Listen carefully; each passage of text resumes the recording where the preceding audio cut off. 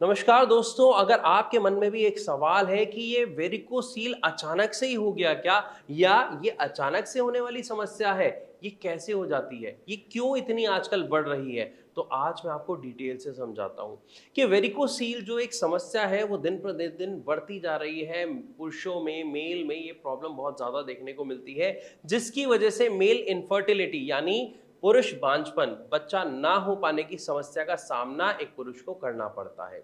लेकिन इसके पीछे के कारण क्या है, असल में ये क्यों होता है? तो इसके होने का सबसे बड़ा जो कारण देखा जाता है वो होता है आपका इनडाइजेशन। जी हाँ, जिन लोगों को इनडाइजेशन, कॉन्स्टिपेशन, कोलाइटिस की प्रॉब्लम काफी समय से बनी रहती है और वो इसको नॉर्मल समस्या समझ के इग्नोर करते हैं, खासकर उन व्यक्तियों को इस समस्या का सामना करना पड़ता है। लेकिन ऐसा होता क्यों है? कॉन्स्टिपेशन से वेरिकोसील का क्या लेना देना, आपके मन में ये सवाल आ रहा होगा। मैं आपको समझाने की कोशिश करता हूँ।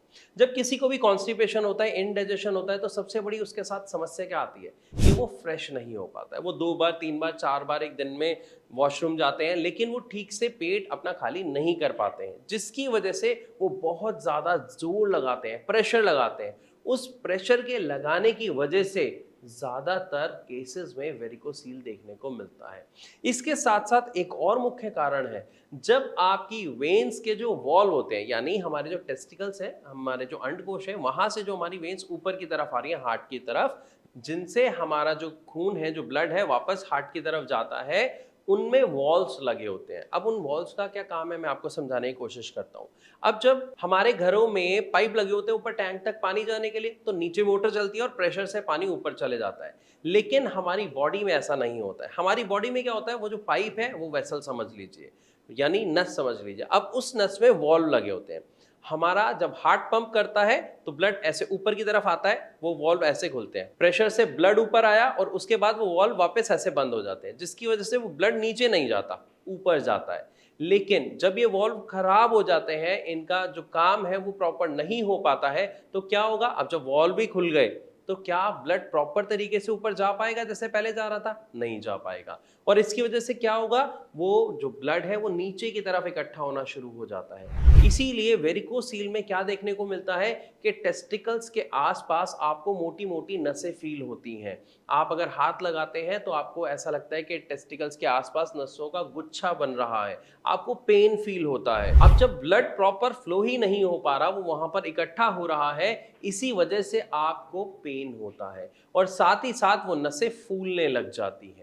और इसका पता एक व्यक्ति को तब चलता है जब उसका ग्रेड लगभग 2, 3 या 4 तक पहुंच जाता है।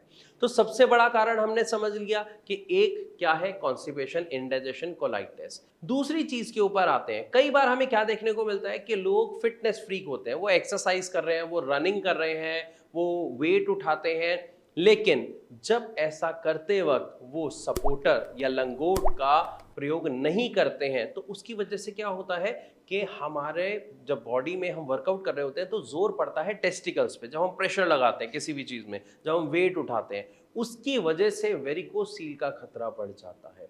इसी के साथ साथ एक और मुख्य कारण देखने को मिलता है कि कभी बचपन में खेलते वक्त अगर आपके टेस्टिकल्स में या आपके पेनिस वाले एरिया में, यानी आपके पेल्विक एरिया में, अगर आपको कोई चोट लग गई, कोई बॉल लग गई या किसी ने मार दिया, तो उसकी वजह से भी वेरिकोसील एक व्यक्ति के अंदर देखने को मिलता है। तो मुख्यतः हम ये देखते हैं कि ये 3 ऐसे कारण हैं जिसमें एक व्यक्ति को वेरिकोसील होने का खतरा काफी ज्यादा बढ़ जाता है। लेकिन अब यहां पर एक बात और, अगर आपको पता लग गया है आपको ये समस्या है, क्या? कॉन्स्टिपेशन की, इनडाइजेशन की, कोलाइटिस की, या फिर बिना प्रिकॉशन लिए एक्सरसाइज करने की, हैवी वेट उठाने की, तो आज से ही इनके लिए प्रिकॉशंस ले। यानी आप सबसे पहले अपनी डाइट में सुधार करें, थोड़ी सी एक्सरसाइज करें ताकि आपका डाइजेशन प्रॉपर हो पाए। इसको आप लीनियंटली बिल्कुल ना लें।